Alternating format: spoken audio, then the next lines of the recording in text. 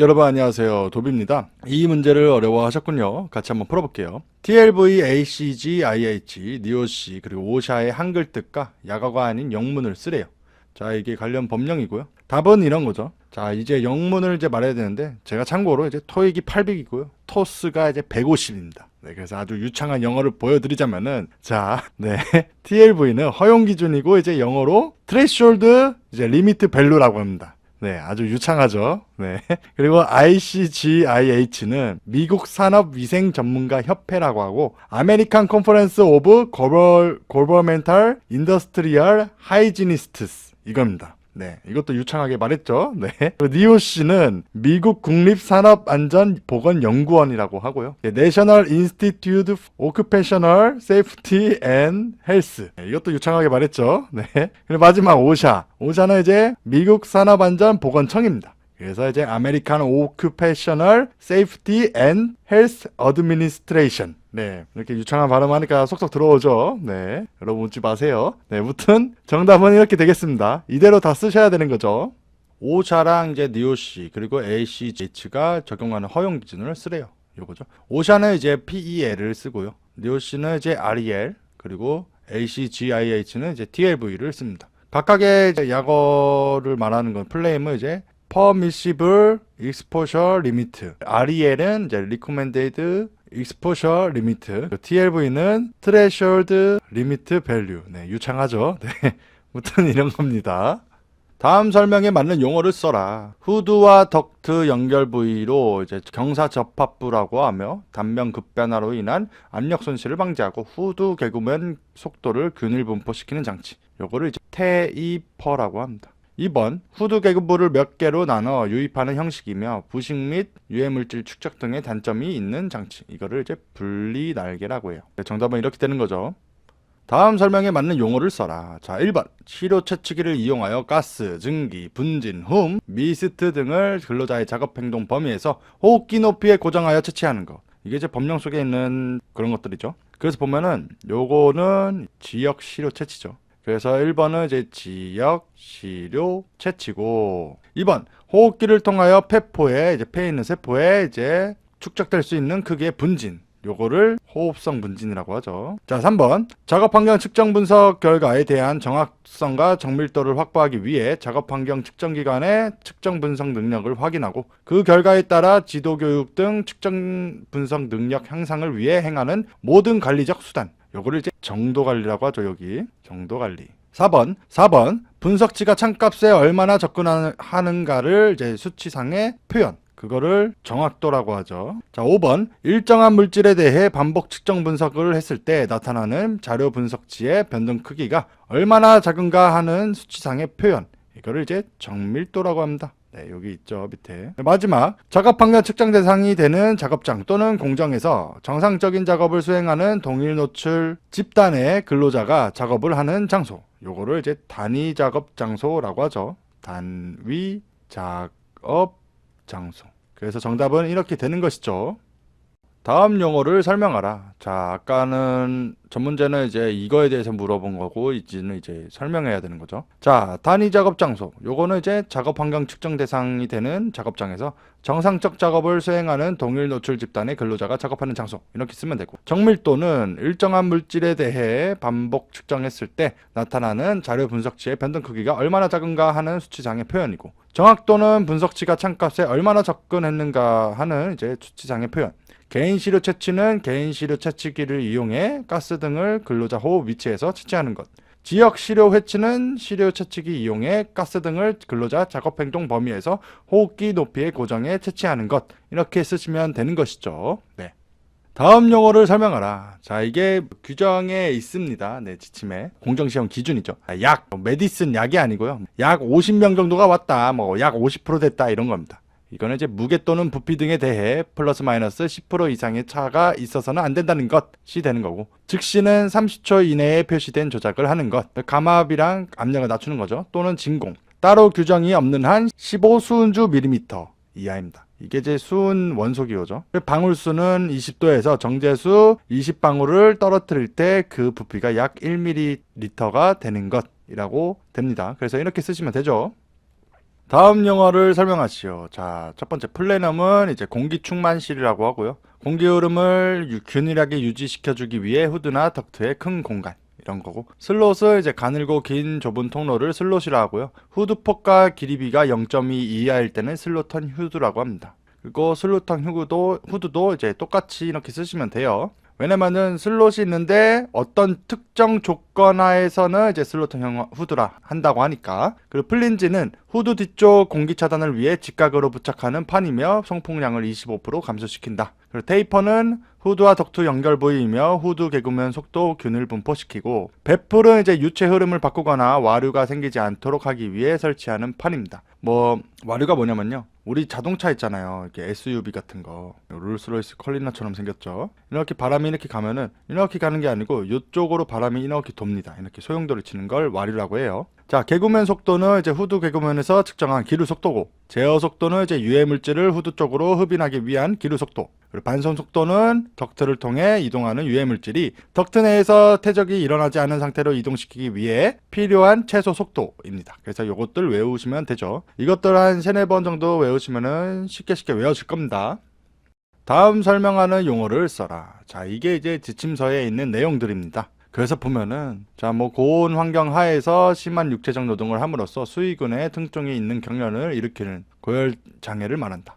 나머지 블라블라 이렇게 되죠. 요거는 뭐냐, 열 경련이라고 합니다. 여기 경련이라고 돼 있으니까. 그리고 또 2번, 땀을 많이 흘려 수분과 염분 손실이 많을 때 발생한다. 의식 상실에 빠지는 경우도 있고, 그리고 또 체온이 이제 41도 이상으로 일어나기도 한다. 이거는 이제 열사병입니다. 이 순으로 이제 그 증상이 악화되는 거라고 생각하시면 될 것 같아요. 오염물질이 고체 흡착관의 앞층에 포화된 후 다음 뒤층에 흡착되기 시작하면서 기류를 따라 흡착관을 빠져나가는 현상, 이거를 이제 파가 현상이라고 하죠. 휘발성 유기화합물 VOC 처리법과 특징, 그 특징을 2가지씩 쓰래요. 자, VOC는 뭐냐면요, 휘발성, 이게 이제 볼라틸이라고 해요. 그리고 오르가닉, 그리고 콤파운드, 이겁니다. 이거의 약자예요, VOC. 자, 보면은 요 표를 제가 정리한 게 그 지침서, 공적 자료죠. 네, 공식적인 자료에 의거한 처리법입니다. 그래서 이제 많은 분들이 문의를 많이 해요. 도비님, 다른 책에는 불꽃 소화가 있는데, 불꽃 소화, 불꽃 소각, 불꽃 산화 있는데 직발단에는 없나요? 이게 이거예요. 그리고 지침서에는 이런 단어가 없어요. 고온산화 아니면 열소각 이렇게 돼 있지. 그래서 이런 것들 보시면 되고요. 여기서 이제 좀 쓰자면은 2가지만 쓰라고 했으니까 이제 열소각으로 한 다음에, 저농도 VOC 함유 배출가스는 보조 연료가 필요. 그리고 또 열회수 장치 있으면 저농도 VOC 함유 배출가스 처리에 적합하다. 이렇게 쓰면 되고, 2번째로는 이제 촉매소각 해가지고 이제 열소각보다 낮은 온도에서 연소가 일어남. 그리고 열소각보다 연료비가 훨씬 적음. 이렇게 쓰시면 되는 거죠. 다음 해당하는 VOC, 휘발성 유기화합물이죠. 이거의 처리법을 써라. 자, 전문제에 여러 종류가 있었죠. 첫 번째, VOC 함유가스를 포집해서 예열하고 혼합한 후 촉매가 충전된 연소실에서 고온으로 연소시켜 VOC를 이산화탄소와 물로 전환시키는 공정. 그리고 가연성 성분을 연소시설 내에서 촉매를 이용해 처리하는, 촉매 이용하는 거죠. 그래서 이거를 촉매 소각, 아니면 촉매 산화 이렇게 쓰시면 되는 것이죠. 네. 사업주가 건설물, 기계기구, 설비, 원재료, 가스 증기, 분진, 근로자의 작업행동 또는 그 밖의 업무로 인한 유해위험 요인을 찾아내 부상 및 질병으로 이어질 수 있는 위험성의 크기가 허용 가능한 범위인지를 평가하는 것을 뭐라 하냐? 법에 있는 겁니다. 위험성 평가가 되는 것이죠.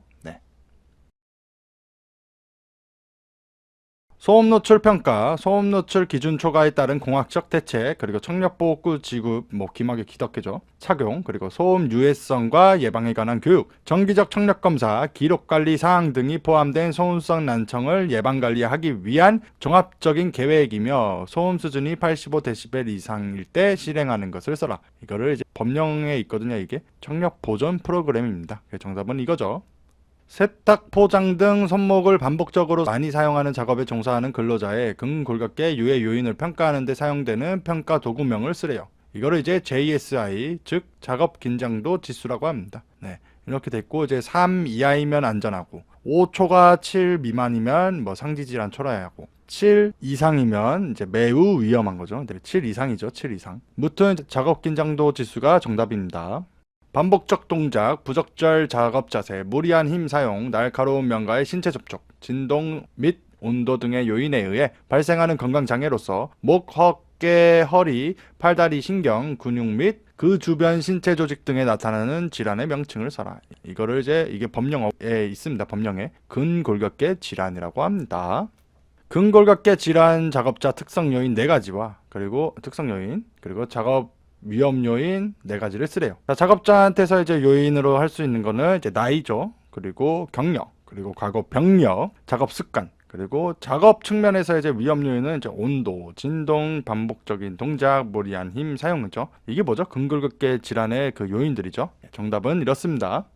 여러분 안녕하세요. 도비입니다. 이 문제를 어려워하셨군요. 같이 한번 풀어볼게요. 산소 부채를 설명하고 에너지 공급원 4가지를 써라. 자, 산소 부채란 이제 격한 작업 후 산소 공급량이 산소 소비량보다 적어서 생기는 산소 부족 현상입니다. 그래서 이제 에너지 공급원으로는 CP, 크레아틴 인산이고 아데노신 인산, 그리고 포도당, 글리콜렌이 있죠. 이 산소 부채를 이제 EPOC라고 해요. 이거 여담인데요. 우리 그 헬스하거나 살 빼거나 뭐 다이어트 할 때 이 산소 부채 현상을 이용하죠. 이게 뭐냐면은 이제 고강도 운동해가지고 이제 운동이 끝나도 엄청나게 숨이 막 헐떡헐떡거려요. 엄청 지치고.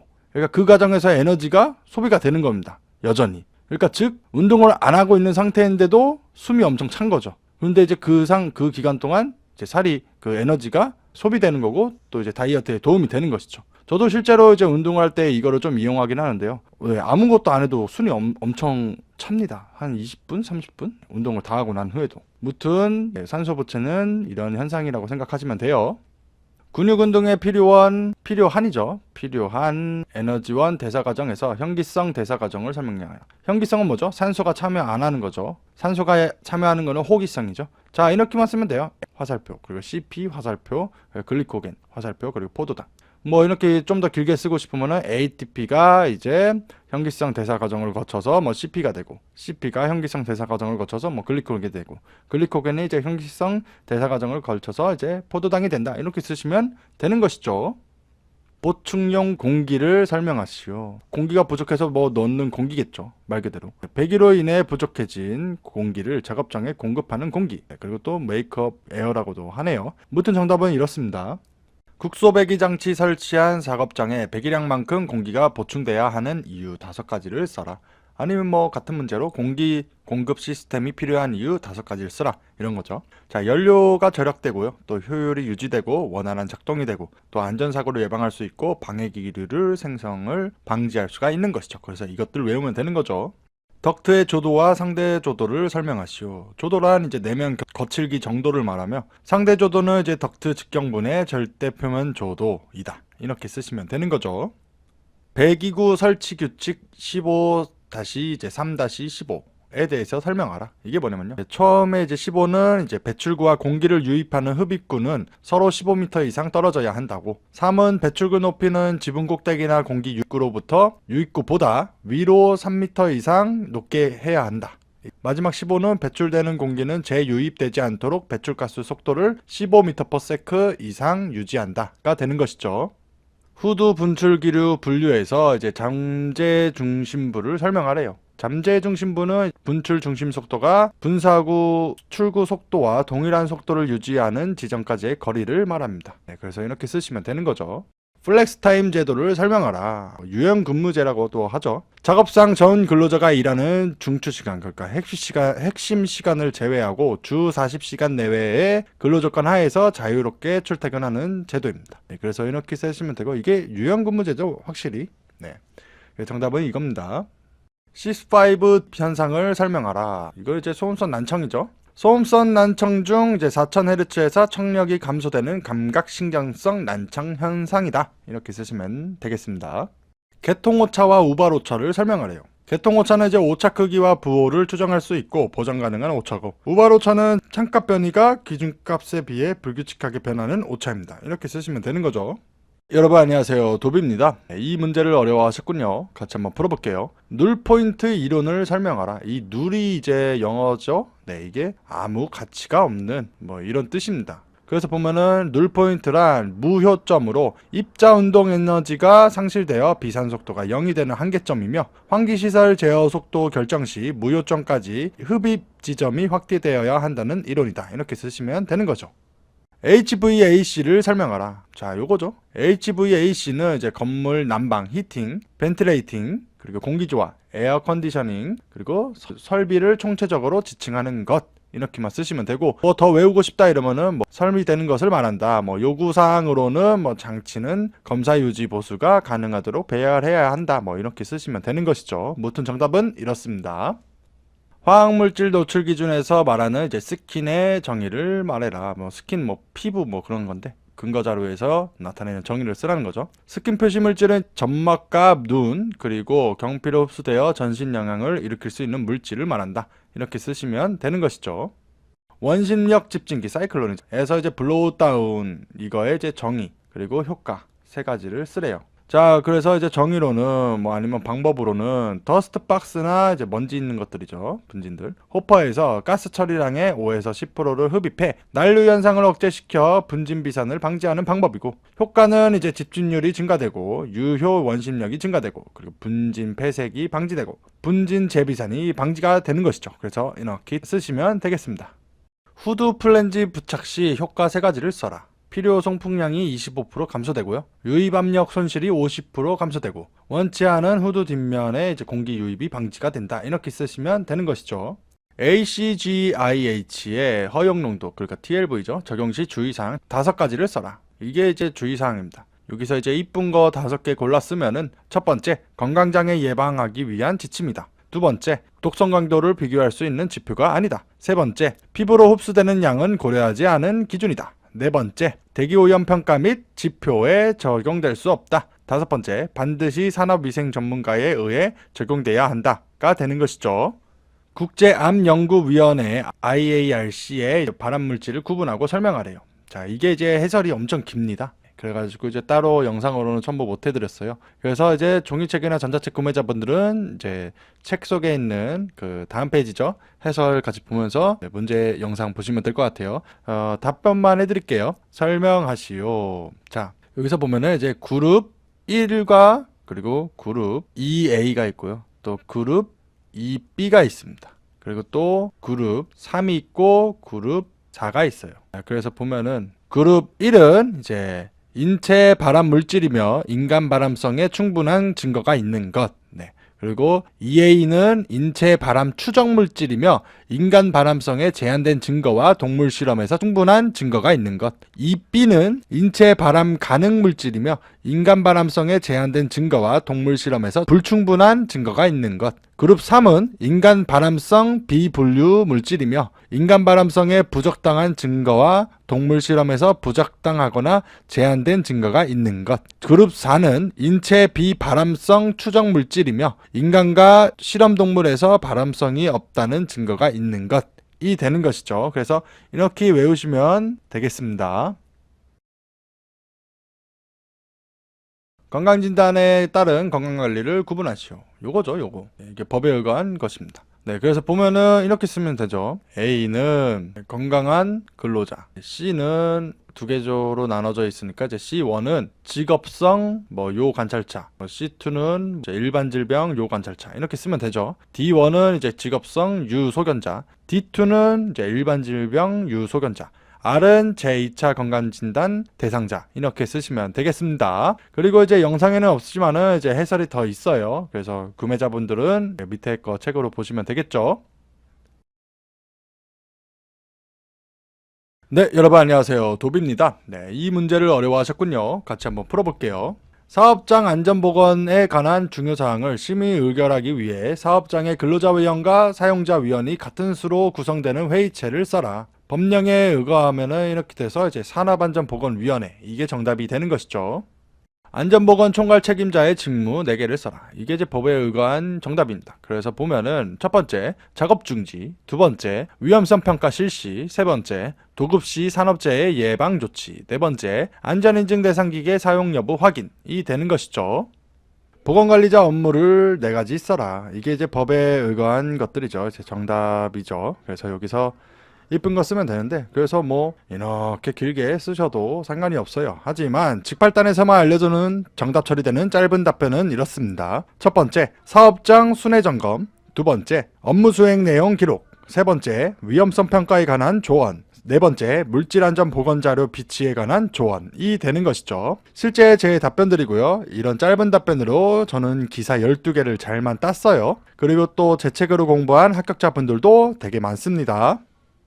보건관리자가 이제 신나라고도 하죠. 화학물질이죠. 이것을 사용하는 공장에 첫 출근했다면 가장 먼저 수행해야 하는 업무 3가지를 써라. 자, 일단 먼저 유해인자 농도를 측정하고 노출 기준과 측정 농도를 비교하고 노출 가능한 유해인자와 유해인자 유해성을 확인하면 되는 것이죠.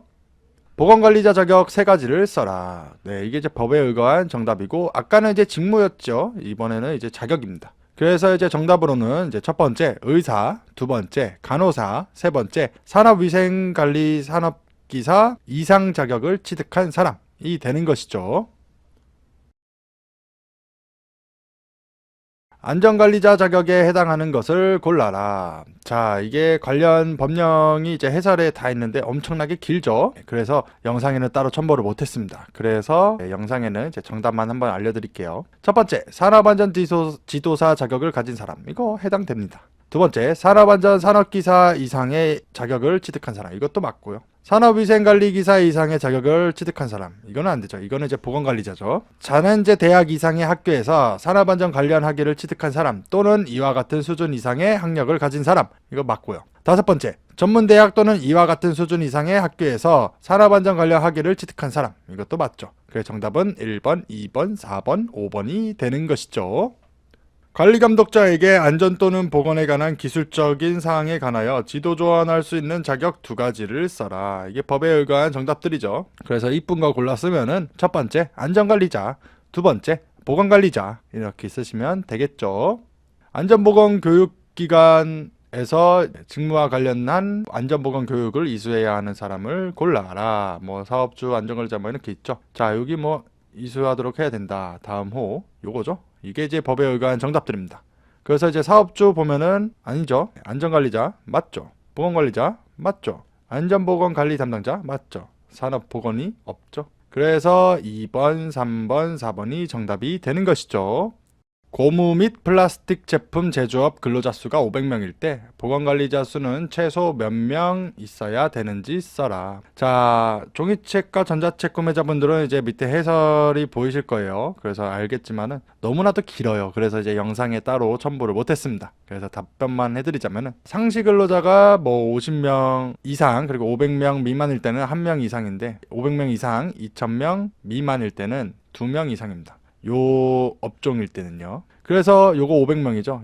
여기 사이죠. 500명 이상, 2000명 미만이니까. 그래서 2명 이상인데, 자, 2명 이상이라고 쓰면 안 되고 최소잖아요. 최소 이제 그러니까 2명이 정답이 되는 것이죠. 종이책, 전자책 분들은 이제 영상 보면서 이제 밑에 해설도 같이 보시면 되겠죠.